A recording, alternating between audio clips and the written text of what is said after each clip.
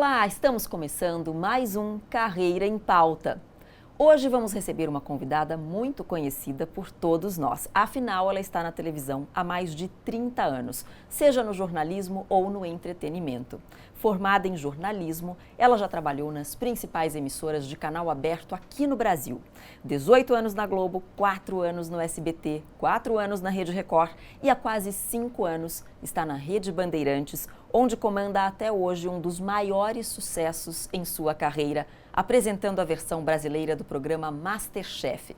Mas muito além das várias funções que ela desempenhou e ainda desempenha na televisão, a nossa convidada é também uma empreendedora engajada na causa da mulher, sendo fundadora de 3 empresas de sucesso.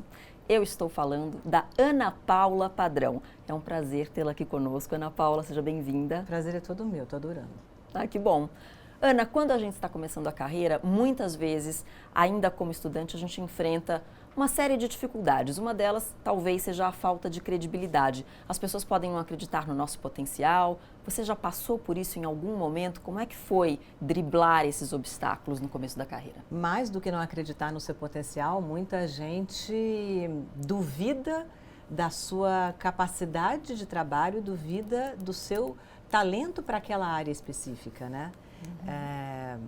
Eu tive muita dúvida sobre o que fazer. Eu não achei de cara que eu seria jornalista. Eu sou uma pessoa muito curiosa, eu tenho um leque de interesses muito aberto e eu demorei um pouco para entender que era jornalismo. Eu entrei para jornalismo na faculdade, mas eu tinha tantos outros interesses, eu pensei, não, eu posso fazer letras, não, eu posso migrar para outro setor, relações internacionais, eu gostaria muito de viajar muito. Enfim, eu fiquei muito tempo, fui bailarina profissional. Quando eu me foquei no jornalismo e fiz a faculdade e terminei o curso, e já bastante certa, convicta do que eu queria, eu comecei a procurar emprego no jornalismo. Trabalhei em rádio, trabalhei na Rádio Nacional de Brasília, trabalhei em algumas revistas também. E naquele momento estava abrindo o escritório de uma emissora nova em Brasília. Brasília é uma cidade ainda muito pequena, a gente está falando dos anos 80 em Brasília. Muito poucas emissoras instaladas com sede própria e retransmissora própria. E estava vindo uma dessas grandes emissoras. E eu fui lá fazer o que todo jornalista fez na época, deixar uma fita, naquela época era fita que a gente deixava, uma fita cassete, uma fita cassete grandinha, assim, né? Com material meu. E me disseram, ok, você volta daqui a uma semana que a gente diz se gostou, se não gostou. Uma semana depois eu voltei e a mesma pessoa que me atendeu, era uma mulher, falou, não, olha, eu me lembro de você, vem cá que eu vou tecer alguns comentários. Me sentou na frente da mesa dela, pegou na minha mão e falou, querida, eu vou te dar um conselho de mãe. Desiste do jornalismo. Isso não é para você. Eu vou ser boazinha. Talvez num jornal, numa rádio, televisão não é para você. Esquece a televisão. Você não nasceu para isso. Está aqui sua fita, muito obrigada pela visita. E eu saí de lá pensando, bom, será que ela tem razão? Se ela tiver razão, a vida vai me mostrar. Eu também não era uma apaixonada pela TV, me apaixonei por TV mais tarde. Não liguei muito. A gente, quando é jovem, tende a passar com mais facilidade por esse tipo de crítica, né? Alguns meses depois, a Globo me fez uma proposta de ir para lá. Eu estava trabalhando numa emissora local, pequena, e eu fui, efetivamente, e passei os próximos 18 anos da minha vida lá, fiz uma carreira lá. E encontrei essa pessoa Isso mais que eu ia tarde. te perguntar. Eu encontrei ela mais tarde, precisando de emprego. Eu estava montando um canal novo, foi quando eu saí da Globo para remontar o departamento de jornalismo no SBT. E efetivamente contratei essa pessoa para ser uma das editoras na Praça Brasília, que é onde ela morava até então. Enfim. Sem ressentimentos. Nenhum. Imagina, eu fiz uma carreira nisso, né? É claro que ela podia ter mudado o meu destino, podia ter mudado o meu destino. Ela podia ter mudado a minha vida com aquele comentário? Poderia, sim. Mas isso só me mostrou que os nãos na sua vida nem sempre significam não. Às vezes eles significam que você precisa tomar um desvio, que você precisa pegar um caminho mais longo, ou um atalho, um caminho mais curto. Às vezes o não te desvia daquilo que você queria naquele momento para você, mas não te desvia do seu objetivo final que está lá na frente. Então, eu acho que ter força de vontade, acreditar no que você faz, acreditar no seu potencial, na sua capacidade de construir, é muito importante. Parece papo de autoajuda, mas não é. A única pessoa que nasce com você e morre com você é você mesma. Ou você gosta muito de você e acredita muito em você, ou a sua vida vai ser muito difícil. Então, se uma pessoa te diz um não, tenta outro caminho. Se 28 pessoas te dizem não, bom, começa a pensar se realmente esse é o caminho. Se 1000 pessoas te dizem não, talvez você esteja errada. Mas eu acho que você tem que ser brava o suficiente. Brava no sentido de corajosa, no sentido de não desistir. De não desistir, de perseverar, sabe? De ter essa fibra dentro de você para superar obstáculos. Vida não é fácil, né? As pessoas tendem a achar hoje que vida é uma alegria permanente. Não é. A gente tem alegrias pontuais e um monte de dificuldades no meio do caminho. A gente tem que ser perseverante para passar por tudo isso, ser resiliente para entender que isso é estar nesse mundo e extrair disso as melhores alegrias que nem sempre estão em momentos felizes. Muitas vezes estão naquilo que você consegue produzir e distribuir, naquilo que você consegue compartilhar, naquilo que fica para você e que você deixa de herança para as outras pessoas e para o planeta em última instância. Você citou um não no início da carreira. E ao longo da carreira, você levou outros nãos? Muitos, muitos. Eu sou uma mulher muito pequena, né? Eu tenho 1,62 m, tenho uma aparência muito frágil, eu sou magrinha demais. E eu estava numa profissão em que muitas vezes você precisa de força física.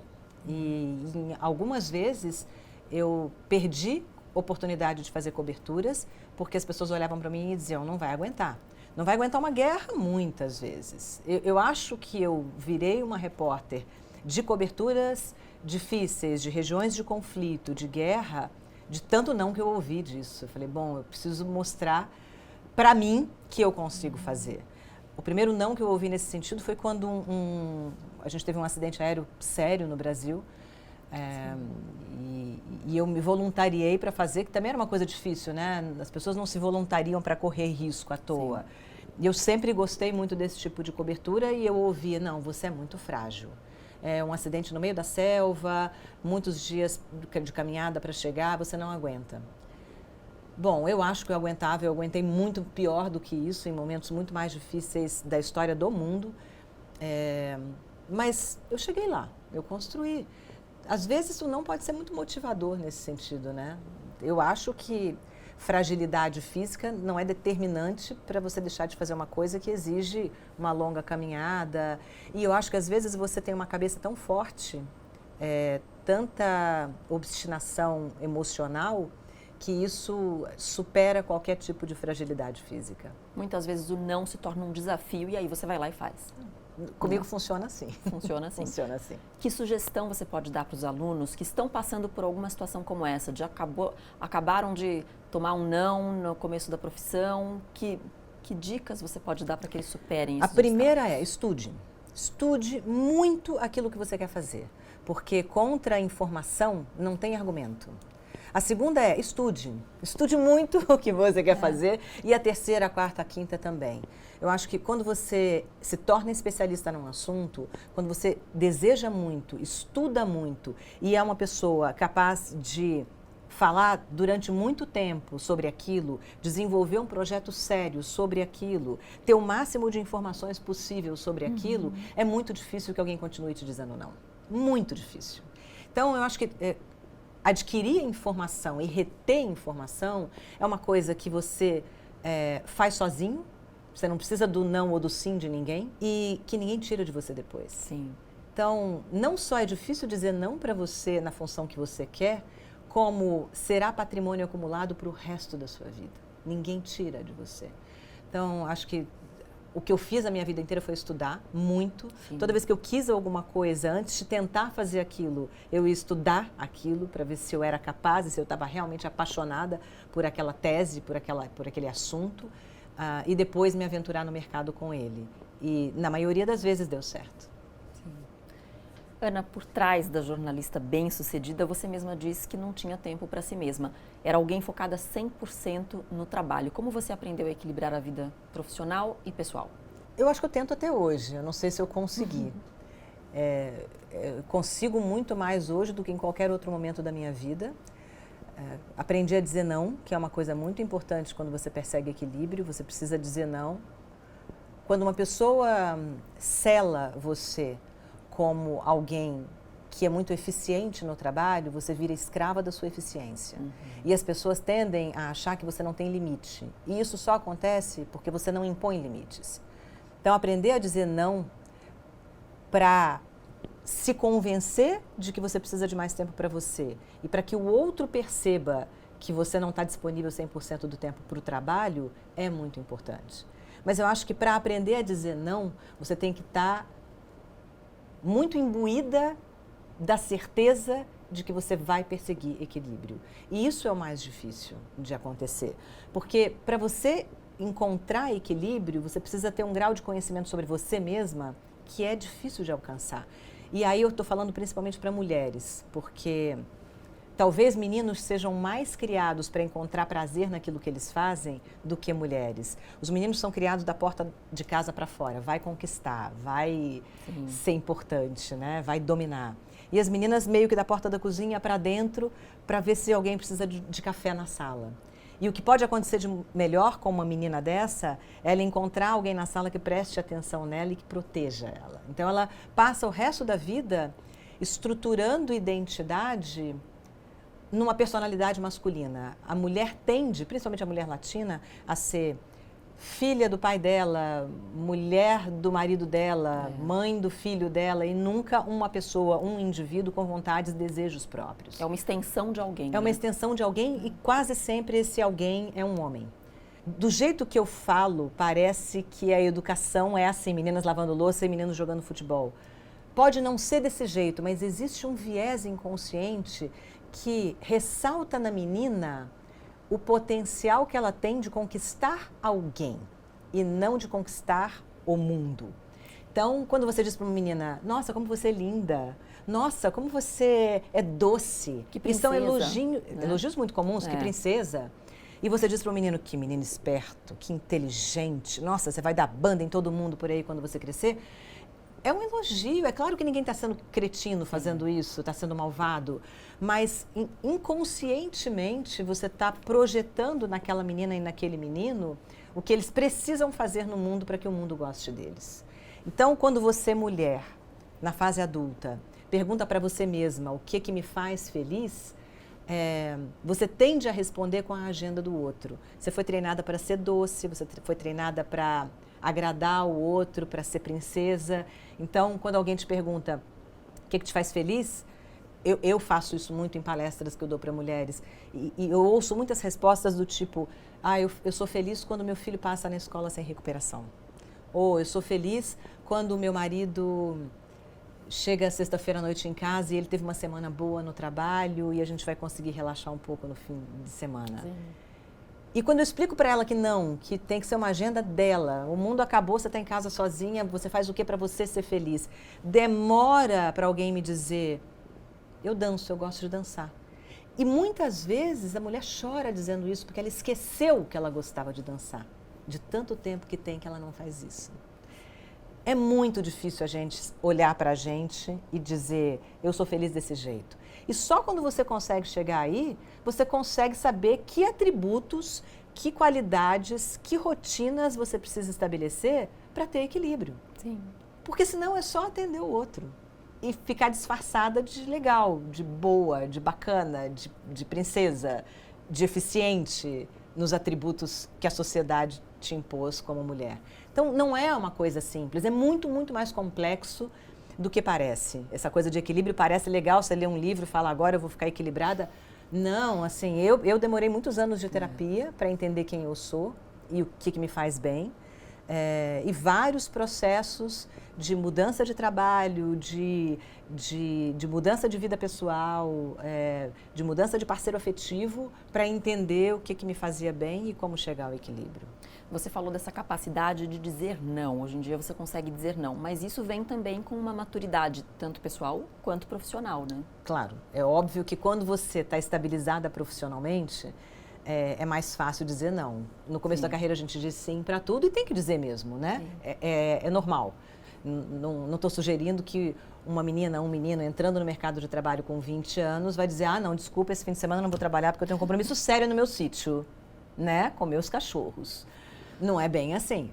Mas eu acho que, claro que ajuda muito você estar num momento profissional de poder dizer não para algumas situações. Sim, isso é uma coisa.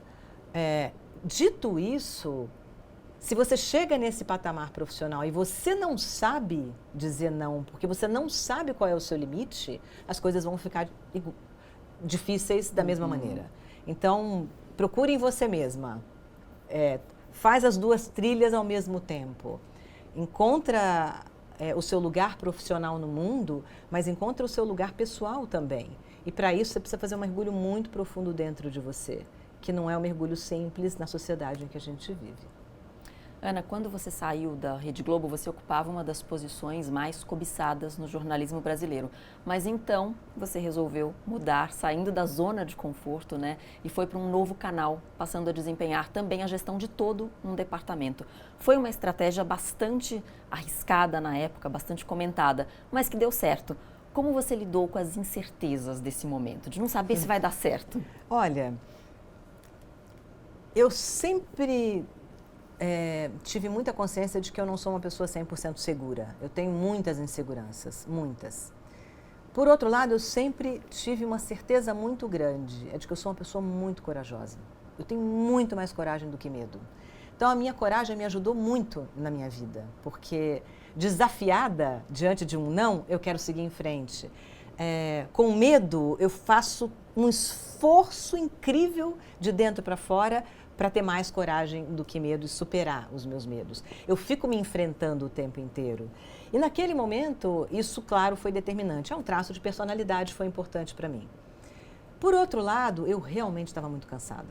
Quando você começa a fazer um trabalho que te faz chorar, muitas vezes esperando o jornal começar, eu tinha vontade de chorar. Eu dizia, esse não é o meu horário.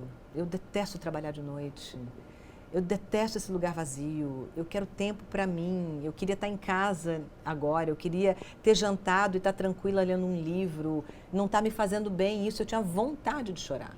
Se você tem vontade de chorar com uma coisa que é a sua vida, porque a sua vida profissional é pelo menos 50% da sua vida, tem alguma coisa muito errada nela. Você precisa mudar aquilo. Então, quando eu disse não para aquele emprego e virei de costas, eu encerrei um capítulo da minha vida. Eu nunca sonhei com isso. Eu nunca me arrependi, eu nunca pensei em voltar. Foi uma libertação. Foi um movimento para o mundo que me fez tão bem que eu nunca consegui, nunca tive vontade, nunca passou pela minha cabeça, nem pelo meu coração olhar para trás. Sim. Então, eu acho que também você sabe qual é o seu momento. Precisa se conhecer? Precisa se conhecer. Sim. Mas você sabe qual é o limite. Você sabe qual é o limite de um casamento ruim. Você sabe qual é o limite de uma sociedade onde não dá mais, o seu sócio não é mais aquele. Você sabe qual é o limite de uma relação de trabalho que estafou, que deu, que está esgarçada, que não dá mais. Para isso você precisa saber basicamente qual é o seu limite. O meu era aquele. Era o meu limite.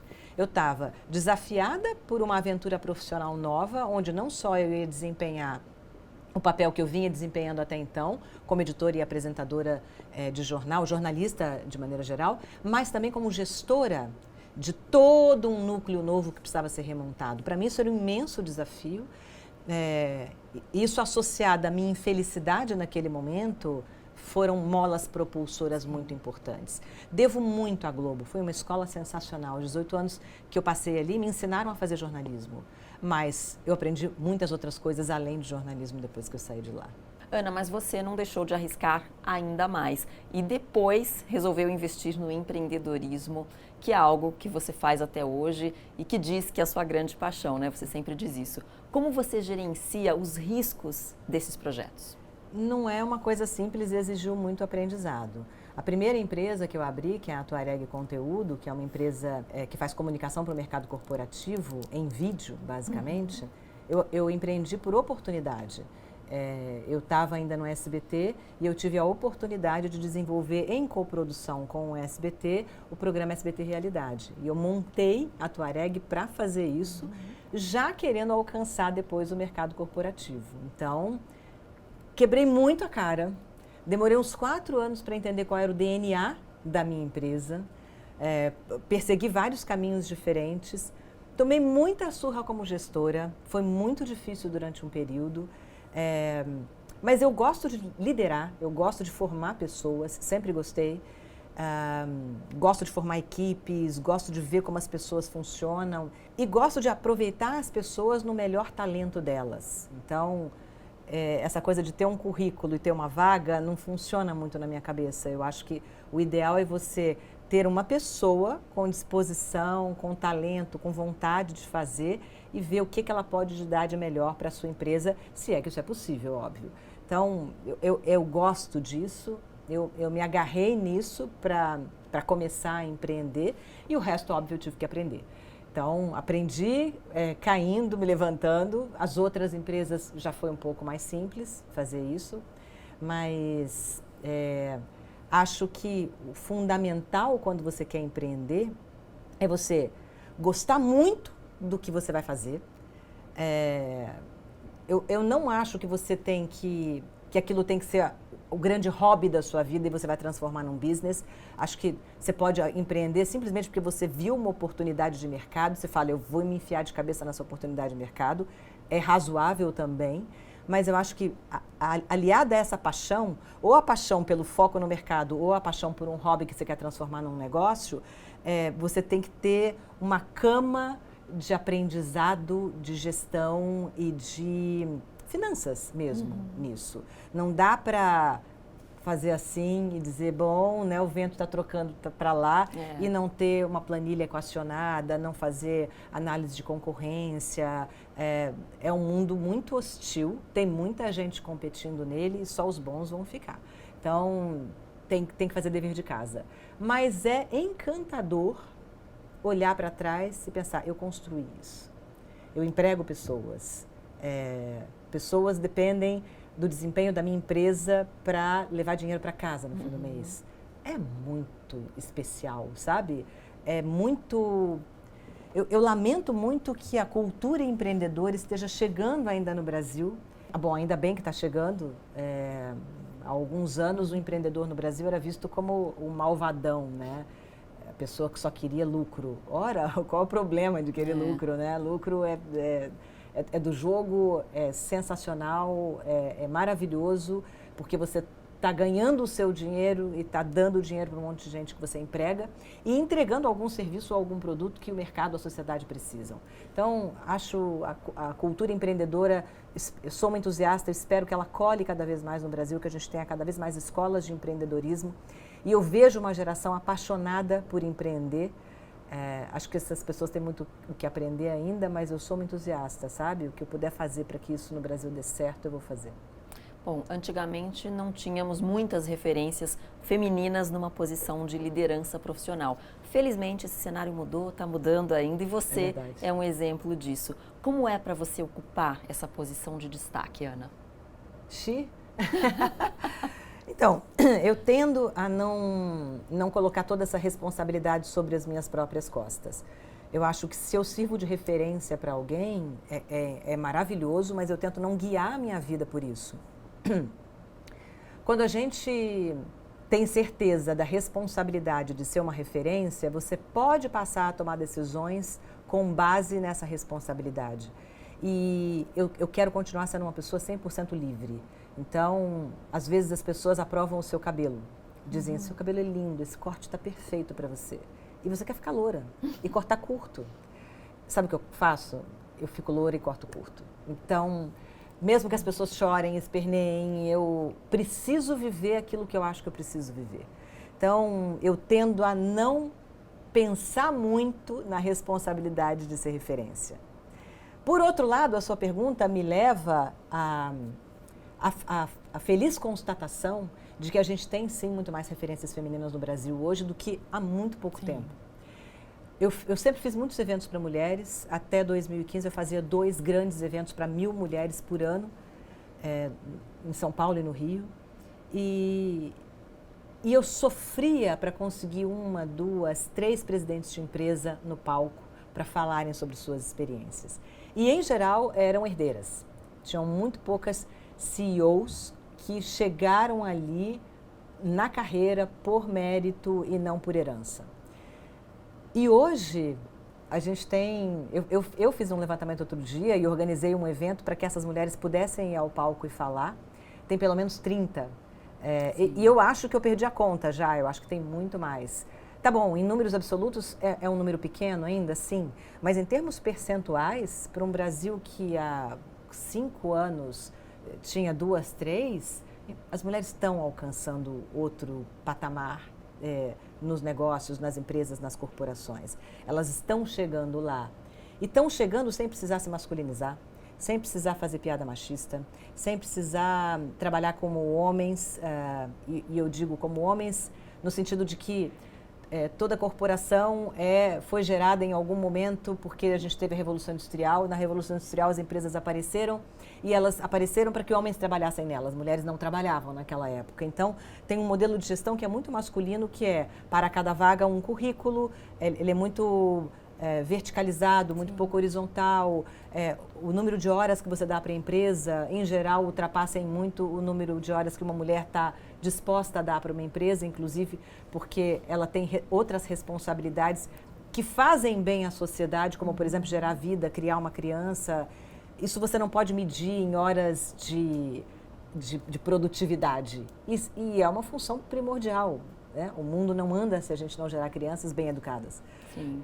Hoje a gente divide essa responsabilidade com os homens, e ainda bem eles estão começando a assumir esse lado, ou a gente não trabalha 16 horas por dia.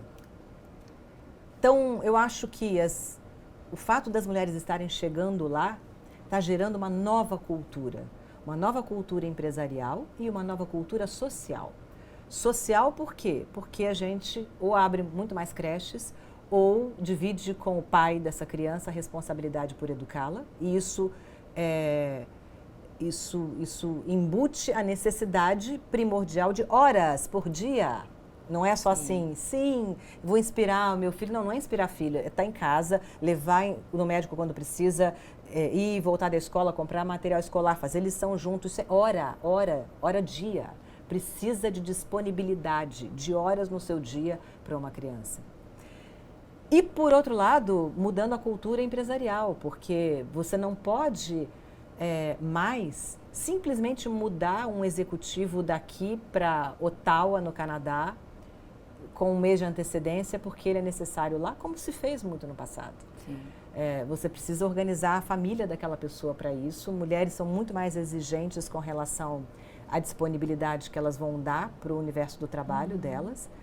E eu acho que isso muda, de alguma maneira, a cultura das empresas, o que vai fazer muito bem para todo mundo, para as empresas e para a sociedade. Bom, a gente está avançando, né? A gente tem aqui alunos e alunas nos assistindo, e as alunas precisam cada vez mais de modelos femininos. Você é um modelo feminino, mas é uma grande responsabilidade ser uma mulher de destaque? É uma grande responsabilidade, e de verdade eu tento não pensar nisso o tempo inteiro. Porque se eu ficar pensando nisso, pode ser que eu guie minhas decisões para esse lado. Quando eu apresentava o Jornal da Globo, eu usava um cabelo liso, bem escuro e Chanel. E era um cabelo 100% aprovado, as pessoas amavam aquele cabelo em mim. Eu realmente gostava muito dele também. E eu mudei, comecei a usar o cabelo um pouco mais cacheado, como ele está agora, deixei crescer. E as pessoas até hoje falam para mim, nossa, era tão lindo aquele cabelo, por que você não volta a ter aquele cabelo? Tem 20 anos isso, deixa eu mudar. E se eu quiser ficar careca amanhã e loura, deixa eu ficar careca e loura. Eu preciso cumprir uma agenda que é minha, do meu prazer, da minha vontade de mudar, né? Assim como eu mudo de emprego e mudo de situação de vida, mudo o cabelo, mudo a cor da unha, mudo... Enfim, eu sou uma pessoa que muda. Eu acho que hoje as pessoas já estão mais acostumadas com isso, né? A Paula muda mesmo. A Paula muda mesmo. O que é muito confortável, mas eu acho que você pensar o tempo inteiro no peso da responsabilidade talvez te faça ficar uma pessoa mais carrancuda, mais dura, mais pesada. E eu sou uma pessoa leve, eu realmente sou uma pessoa leve. Eu acordo muito bem-humorada todos os dias, eu acordo muito feliz com as tarefas que eu tenho para realizar. Eu raramente perco a paciência com alguma coisa, a minha paciência é muito elástica. Então, eu estou sempre relevando, eu estou sempre tentando ver o lado bom, um lado que vai trazer alguma coisa bacana para mim, mesmo que a situação seja muito difícil. Então, não quero me tornar uma pessoa pesada e responsabilidade é um peso muito grande. Agora, atendo quem quiser falar comigo, sou mentora de um monte de meninas mais jovens, tento reunir mulheres o tempo inteiro e trabalhar para essas mulheres. Hoje, uma das empresas que eu tenho aberta é a Escola de Você, que é uma escola online e que tem muitos momentos físicos, né, de aulas presenciais, de soft skill para mulheres. Eu acho que hoje soft skill é tão importante ou mais do que hard skill. As grandes universidades do mundo fazem pesquisas que mostram que 80% das contratações e das promoções no trabalho se dão pelo soft skill, pela quantidade de soft skills que aquele candidato, que aquele empregado tem. E não exatamente pelas habilidades cognitivas. Hoje são as habilidades não cognitivas que te levam a algum lugar. QI, inteligência, é muito importante? É muito importante. A sua capacidade de aprendizado de matérias, de lições na escola é importante, é muito importante. Mas também é muito importante você saber transitar no mundo corporativo, você aprender a fazer amigos, você aprender a ser um líder que entende a sua corporação, que sabe gerir pessoas, que sabe agregar e motivar pessoas. E tudo isso não se aprende na escola de administração. Tudo isso você aprende de uma outra maneira. E é isso que a gente tenta ensinar na Escola de Você. Soft skill, uma maneira de você transitar pelo mundo e desenvolver habilidades para transitar nesse mundo de uma maneira mais simples, mais fácil, né? Não é matemática, não é português, não é física, não é química, é você. É por isso que é uma Escola de Você. Eu queria que você explicasse um pouquinho melhor para o nosso aluno o que são essas habilidades não cognitivas e por que elas são tão importantes para homens e para mulheres, né, independentemente do gênero. Em primeiro lugar, porque elas não são ensinadas. Você vai para a escola para aprender habilidades cognitivas específicas. Se você quer ser médico, tem uma série de coisas no currículo da medicina que você vai ter que aprender e dominar. Se você quiser ser engenheiro, a mesma coisa. Se você não faz nenhum desses cursos, mas entra numa corporação e faz uma carreira naquela corporação, provavelmente você vai aprender o que diz respeito àquela corporação. Se é uma corporação que produz alimentos, você vai aprender muita coisa sobre a produção, a distribuição de alimentos, o mercado concorrencial de alimentos, enfim. Essas são habilidades cognitivas. As habilidades não cognitivas são aquelas que fazem você usar as suas habilidades cognitivas da melhor maneira possível. Você ter empatia com quem trabalha com você. Entender que aquela pessoa é um ser humano que precisa de atenção e que pode estar num momento difícil e que você vai ter que lidar com aquilo no seu dia a dia para extrair o melhor dela. Se você é líder, se você tem alguma responsabilidade na gestão de uma área específica, isso se torna mais do que importante, se torna fundamental. Não é porque você domina o assunto daquela área que você domina a maneira de administrar, incentivar e motivar as pessoas que trabalham naquela área. Isso é outra coisa, são habilidades não cognitivas. Hoje em dia, muitos executivos vão para grandes escolas de administração não para aprender a administrar, mas para aprender como desenvolver em si mesmo habilidades não cognitivas, soft skills. Soft skill, numa tradução livre, habilidades suaves. Suaves. E suaves não porque elas sejam pouco importantes ou mais leves, mas porque te permitem trafegar com mais suavidade, inclusive no ambiente corporativo. Mas não só no ambiente corporativo. Educar um filho se torna muito mais simples quando você tem jeito para isso. E jeito é uma série de habilidades não cognitivas que você precisa desenvolver. Você vai se dar melhor com o seu companheiro, sua companheira, a pessoa que divide a vida com você, se você for empático, se você souber ver além do que a pessoa diz para você. Você vai ter mais facilidade para ser promovido no seu trabalho se você for uma pessoa mais suave, se você for uma pessoa que não pesa na corporação, que traz coisas boas e que administra de uma maneira com cortesia, com gentileza, com esperteza, inclusive, o ambiente de trabalho. Tudo isso é muito importante nos dias de hoje.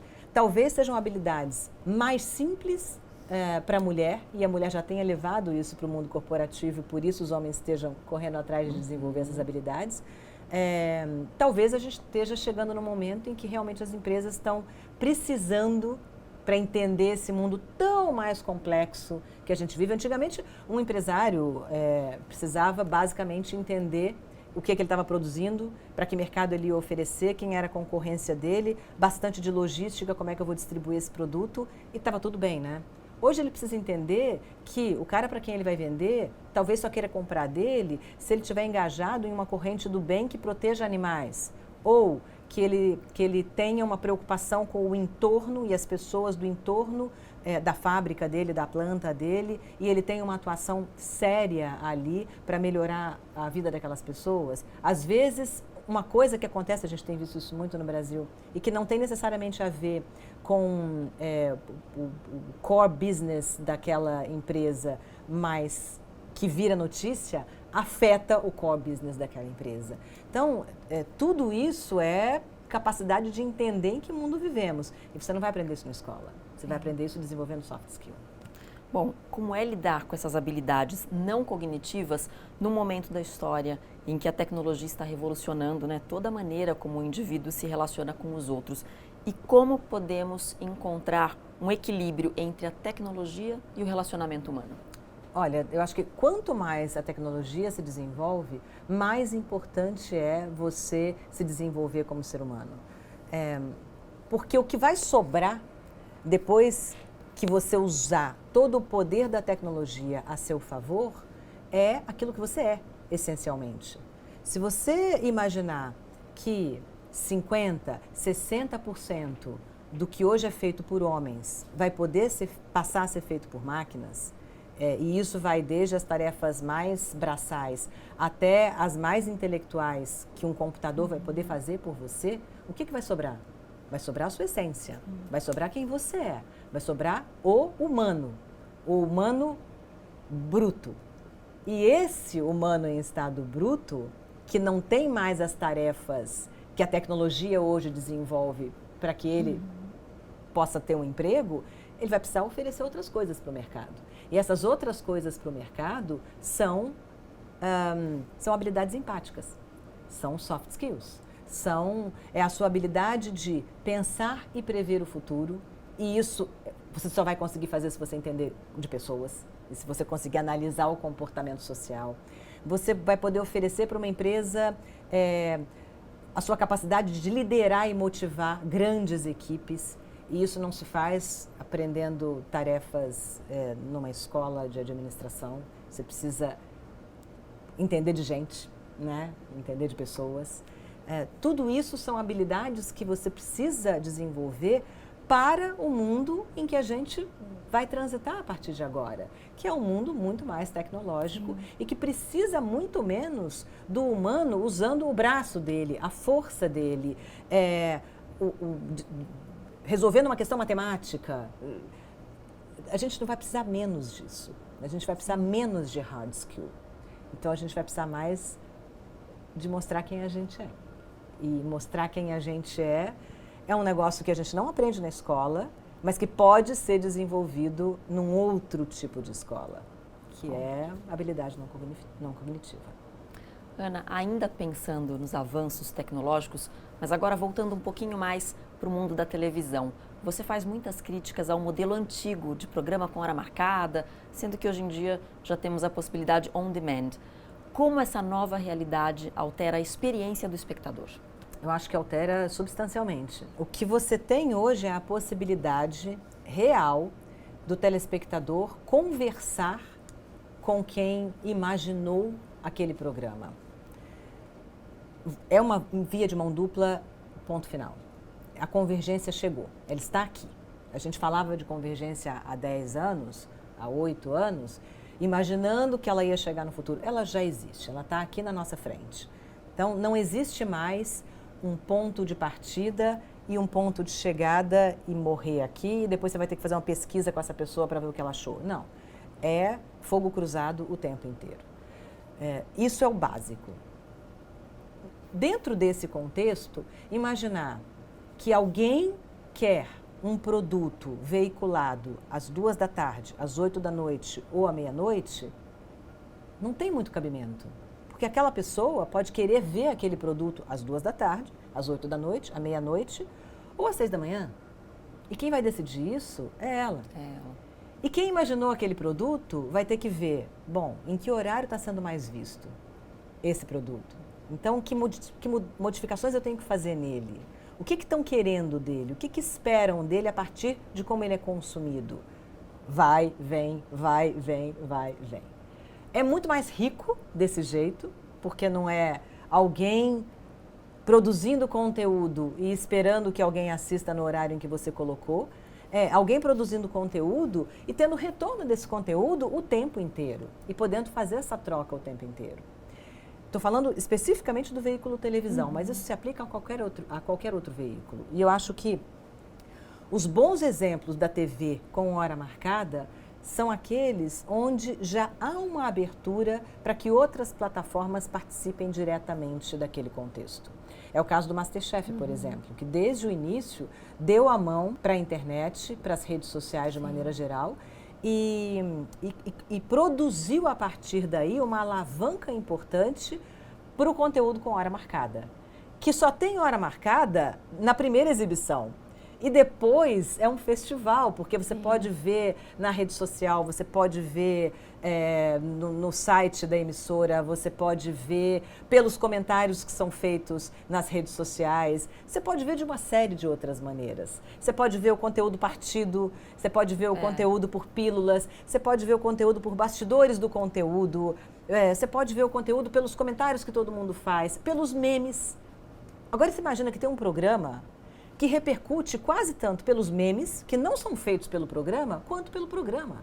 É muito louco isso, né? É muito louco que você consiga assistir um programa e ver mais ou menos o que foi ao ar nele pelos memes que outras pessoas que o assistiram produziram em tempo real.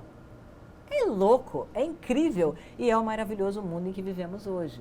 Então, eu acho que é rico, é bacana e ainda que esse modelo de hora marcada ainda sobreviva no Brasil por alguns anos, eu gosto de me sentir viva e participando de um outro tipo de experiência, que é vamos dar mais coisas para quem nos assiste, para que o retorno seja imediato e a gente consiga produzir cada vez coisas mais de acordo com o que essa pessoa quer consumir, né? Eu acho que isso é que é vibrante, isso é que é interessante e o que me mantém viva é saber que eu sou uma pessoa do meu tempo, né? Eu não quero ficar me lamuriando, no meu tempo era tão bom. Eu quero viver o tempo que eu estou vivendo hoje e é isso que me faz sair da cama todos os dias de manhã. Bom, mas com tantas opções que a gente tem hoje em dia de consumir conteúdo, como fazer para engajar o público para que o seu produto ou serviço seja o escolhido? Não é uma coisa simples e eu acho que a gente precisa estudar por nichos. Se você está falando especificamente da produção de um produto, um esmalte, você vai ter que estudar quem é o mercado consumidor de esmalte no Brasil, o que é importante para as mulheres que consomem esmalte, se é apenas a cor e a qualidade do esmalte ou o que a empresa devolve para as fabricantes de esmalte, para quem desenvolve as cores, se ela está usando produtos que são testados em animais ou não, se a planta de alguma maneira está sendo correta com todos os limites do que é politicamente correto e aceitável hoje, se a gente não está ultrapassando nenhum limite de sustentabilidade importante. Enfim, o que aquela consumidora quer, além de um produto? Isso vale para o esmalte, isso vale para um programa de TV, isso vale para um serviço que você presta, para uma aula que você dá, isso vale para tudo. Você tem que entender o que aquele público quer no produto e por trás e em volta do produto. Dá muito mais trabalho, em compensação você consegue trabalhar de maneira muito mais nichada. Antigamente, quantos fabricantes de esmalte? 3, 4, e distribuíam para todo mundo, né? E a gente escolhia pela cor. Hoje não, são centenas de milhares e cada nicho tem o seu. Esmalte para mulheres com unhas longas, esmalte para mulheres com unhas fracas, esmalte para mulheres vegetarianas. Nós não queremos consumir esmalte que tenha, de alguma maneira, a ver com o mercado de distribuição de alimentos de origem animal. Sim. Então, eu vou procurar isso para mim. Ficou muito mais nichado, tem muito mais oportunidade, os mercados estão menores, mas é muito mais democrático de maneira geral, né? Ana, e a educação também passa por essa transformação tecnológica que a gente comentou, possibilitando que muita gente volte a estudar. Como você enxerga essa oportunidade que o ensino EAD proporciona? Qual é a importância da educação continuada no mundo de hoje? Educação à distância, para mim, é uma revolução. Eu sou uma entusiasta, eu sou uma fã da educação à distância. Quando você dá para alguém a possibilidade de aprender em EAD, quer dizer, ela está na casa dela e pode consumir a mesma aula, com a mesma vibração, com a mesma potência e com menos dinheiro do que se ela tivesse que sair de casa, pegar um transporte público ou dela, num horário marcado, ir até lá, ver a aula, trocar de roupa para isso todos os dias, investir nisso. Gente, facilitou muito, democratizou muito, é muito bonito de assistir. Acho que só não consome conteúdo hoje bom, de qualidade, quem não quer, porque está muito disseminado e os conteúdos são muito bons, de muito boa qualidade. Isso que a gente está fazendo aqui nesse momento vai fazer parte de um grande banco de EAD. Então, quem quiser ver a Ana Paula falando, não precisa ir a uma palestra física da Ana Paula, não precisa ir a uma entrevista num palco com 200, 2.000, 5.000 pessoas na plateia. Isso aqui pode ir para milhões de pessoas que vão ver o que a Ana Paula pensa, vão ouvir o que ela está falando, sem precisar sair de casa. É sensacional. É adquirir conhecimento de uma maneira simples, sem sair da sua casa. Eu acho que isso se desdobra para vários outros setores. Por que você tem que ir... Por que quem vai analisar a chapa de pulmão, o raio-x de pulmão que você fez, tem que estar sentado na sua frente? Você pode fazer isso num ambulatório pequeno, perto da sua casa, mandar essa imagem para a Índia, um indiano vai fazer o seu laudo na Índia e mandar de volta por internet. Para que você precisa contratar fisicamente uma pessoa que está ali para analisar 1, 2 imagens por semana? Você pode fazer isso de várias outras maneiras. Sim. Então, acho que tudo que a tecnologia permite que você faça à distância é um imenso ganho social. Educação é o começo e o fim de tudo. Se você consegue fazer isso usando a tecnologia a seu favor e, portanto, fazendo educação à distância, para mim é um salto gigantesco na história dos países. Bom, na sua época de estudante, a modalidade presencial era o principal modelo no mercado da educação. Esse cenário mudou. O que o modelo presencial poderia aprender com esse modelo EAD que a gente está comentando aqui? Adriana, na minha época, não é só que o presencial era o mais importante. Além do presencial, só tinha curso por correio.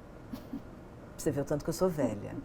Sabe? Se quiser fazer um cursinho por correio, você mandava a sua inscrição e um dia chegava na sua casa por correio uma montanha de livros, apostilas e fichas que você tinha que estudar e depois você fazia uma prova que também te mandavam pelo correio e aí você preenchia essa prova, mandava de volta, ganhava uma nota e o seu diploma no final. Sem interação nenhuma com ninguém, né? Sem nenhuma interação com ninguém, tanto que eram cursos muito desvalorizados. Ninguém acreditava em ninguém que fizesse nenhum tipo de curso, nem de graduação, nem curso livre por correio.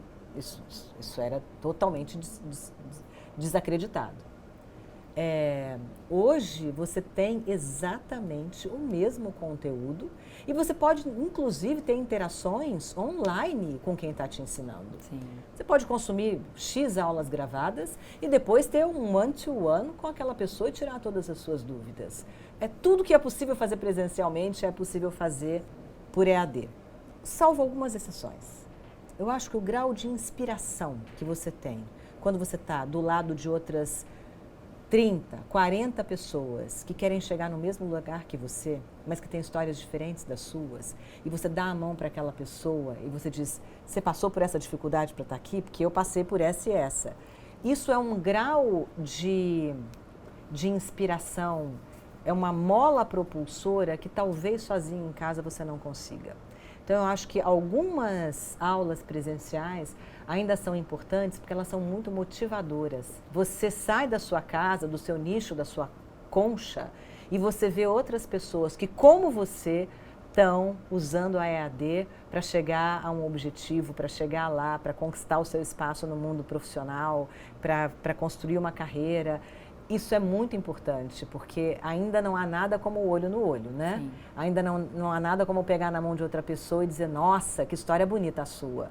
E isso, claro, que num ambiente presencial é muito mais simples. Mas acho que é uma... Assim como as redes sociais e a TV com hora marcada, a EAD com alguns momentos presenciais são a união perfeita para uma coisa que é tão fundamental para todos nós, que é a educação. Ana, para finalizar, você pode dar algumas dicas de livros, de vídeos, de filmes, ou até mesmo de outras mídias que possam ajudar os nossos alunos, inspirar os nossos alunos? Olha, eu sou uma consumidora de EAD, então eu procuro muitos cursos livres, principalmente cursos livres. Eu consigo consumir aulas em inglês, eu sei que nem todo mundo consegue, mas alguns conteúdos já vêm traduzidos, já vêm com português, lettering em português embaixo se você pede. Eu acho isso muito interessante, eu faço alguns desses cursos, não só no Brasil, como lá fora também, em universidades lá fora. Eu acho que curso livre é sempre muito interessante. Abre a sua cabeça para outras coisas, principalmente se você é dessas pessoas que não tem muita paciência para ler. Não é o meu caso, eu adoro ler, eu sou uma consumidora voraz de livros. Eu tenho sempre um pé num livro técnico e um pé num romance. Eu sou fã de literatura, eu gosto de coisas bem escritas. Então, eu estou sempre lendo um romance e quando, enfim, eu canso ou quero uma coisa mais focada, estou com cabeça melhor. Em geral, no começo do dia, até metade do dia, eu leio livros técnicos e em casa, de noite, na cama, eu leio um bom romance. E aí, eu acho que tanto faz. Eu falo muito de livros que eu gostei muito de ler e que são uma decepção para outras pessoas. Isso é realmente muito pessoal. O importante é que você leia, o importante é que você consuma qualquer coisa, porque isso faz você aprender sobre outras pessoas, aprender sobre outras culturas, mas basicamente aprender a escrever. Isso é uma coisa que está ficando para trás e isso é uma lacuna muito grande em educação. É uma vergonha que um dia um presidente de uma empresa passe um bilhetinho para o subordinado dele e tem um erro grave de português, tem uma frase mal construída, um erro gramatical.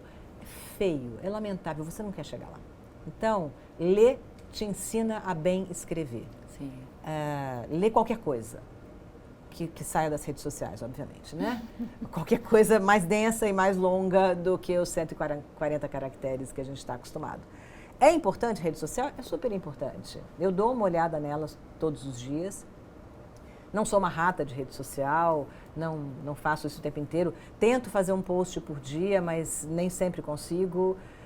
Não tenho esse olhar de tudo que eu faço é postável, né? Eu gosto muito de privacidade, gosto muito de ficar na minha, então não é fácil para mim estar sempre pensando em alguma coisa que eu possa dividir com outras pessoas, mas eu tento. Faz parte de viver no mundo em que a gente vive, e ser uma pessoa do seu tempo. Mas eu acho que, basicamente, consumir literatura, consumir livros técnicos.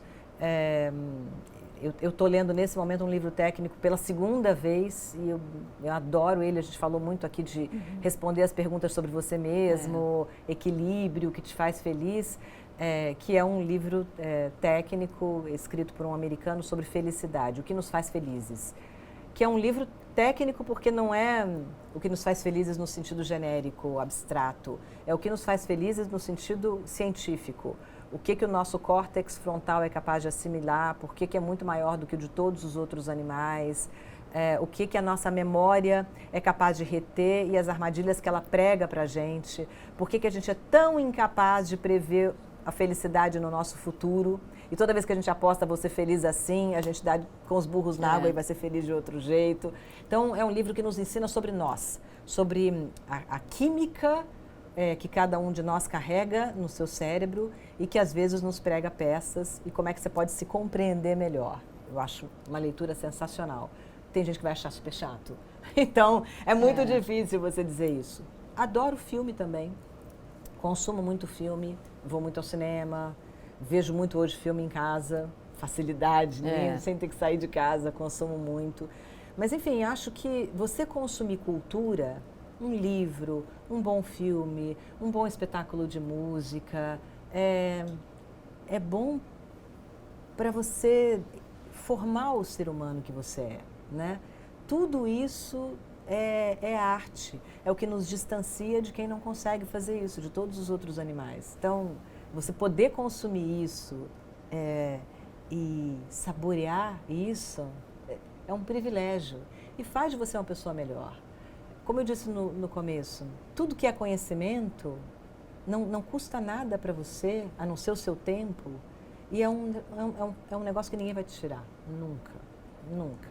Então, consumir conhecimento, de onde quer que ele venha, e seja em que plataforma for, é muito importante. Eu acho que é o que faz das pessoas especiais. Ana Paula, agradeço muito a sua presença. Obrigada pelas dicas que você deu para a gente. Eu tenho certeza que os nossos alunos aprenderam muito com você hoje e é uma satisfação muito grande ter alguém como você aqui no nosso programa compartilhando a sua trajetória. Para mim foi um privilégio. Como eu te disse, eu acho que esse tipo de iniciativa custou o meu tempo, custou o seu tempo e vai beneficiar tanta gente, vai fazer parte de uma biblioteca tão importante para essas pessoas. Então, me sinto não só muito feliz, mas muito honrada de poder participar e de poder dividir, né? É tão bom quando a gente acha que já pode dividir coisas com outras pessoas, né? Que a gente já acumulou o suficiente para conseguir dividir. Então, para mim é um privilégio, é uma honra. Para nós também foi uma honra, um privilégio. Recebemos Ana Paula Padrão hoje em nosso programa com uma trajetória inspiradora e dicas muito importantes sobre carreira, jornalismo, mundo dos negócios e crescimento pessoal. Espero que vocês tenham gostado. Bons estudos e muito sucesso. Nos vemos no próximo Carreira em Pauta. Até mais!